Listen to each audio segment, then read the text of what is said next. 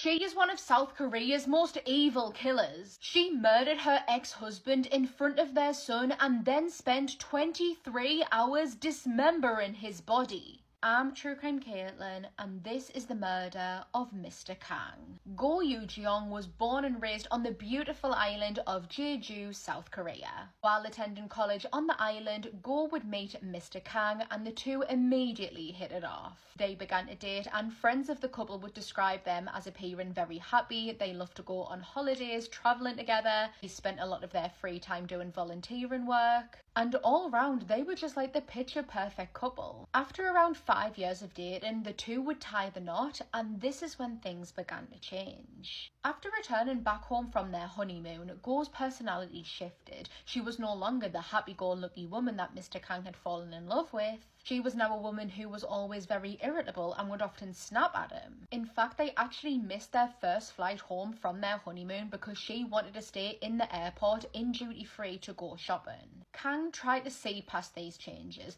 They were both now university students and money was tight, and he thought that maybe she was just taking longer to adjust to this new lifestyle than he was. However, their financial issues would only worsen when Go unexpectedly fell pregnant. After the birth of their son, there was no break in between the bad mood swings that Go would get into. If anything, they only got worse. She started becoming violent and aggressive towards Kang, hitting him, throwing things off him, and she even once threatened him with a sharp object. By 2016, Kang had had enough and he filed for divorce, which was granted a year later.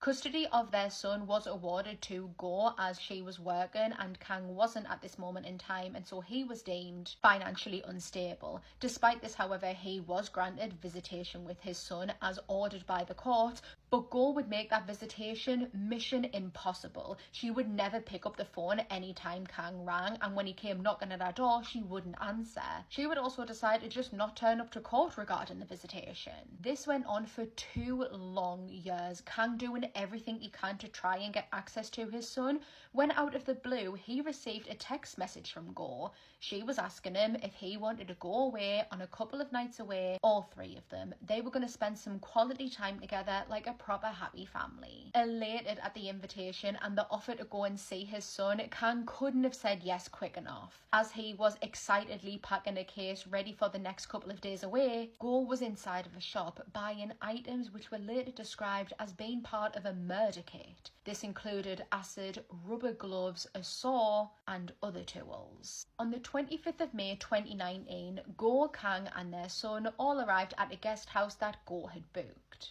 And initially, they were all having a really great time. Kang was over the moon to be spending some time with his son, and Go seemed to be in a great mood. She was even cooking Kang one of his favourite meals, curry and rice, snapping a quick photo of him smiling before he was about to dig in and enjoy the food. Unbeknownst to Kang, Go had poisoned the food, crushing up a lethal amount of sleeping medication and mixing it in with the curry. The only reason she made the curry wasn't because it was Kang's favourite meal, but because the strong flavours inside of the food would mask the taste of the tablets. Not long after eating the meal, Kang began to feel strange. Drowsy, his body was heavy and numb. He picked himself up and went into the bedroom for a little lie down, where he would eventually fall into a deep sleep. Go was now under the impression that Kang was fully knocked out from the medication, and so she creeped into the bedroom, knife in hand. Despite their 5-year-old son watching what is about to happen, Go would raise the knife up in the air and forced it down into Kang's body, whose eyes shot open, actually shocking Go. He rolled off the bed and in a terrified and panicked state, he tried dragging himself to the door while blood is oozing out of him, doing whatever he can to try and escape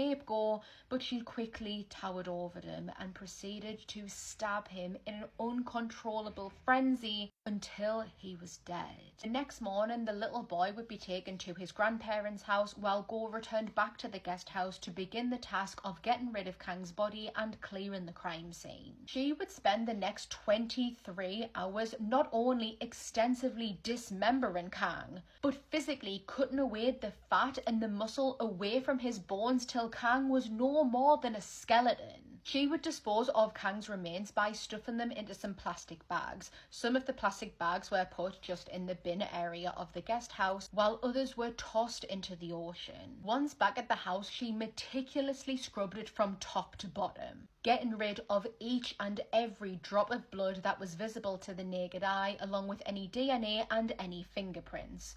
Or so she thought. As the days passed, Kang's family began growing concerned because they hadn't heard from him. His brother would be the one to contact the police with his worries, and he told the police that Kang had been to spend a couple of nights away with his ex-wife and his son in a guest house, and now they hadn't heard from him. When detectives arrived at the guest house, they ran a luminol test to see if there was any blood inside that wasn't visible to their naked eye, and the entire house lit up.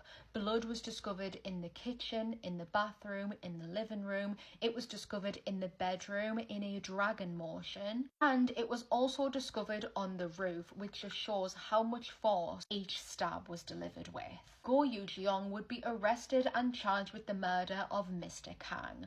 Her trial began in February 2020, where she would be found guilty of murder, dismemberment, and concealment of a corpse. Despite the prosecution fighting to give her the death penalty, she would be handed a sentence of life imprisonment without the possibility of parole. We still have no idea why she decided to murder her ex-husband.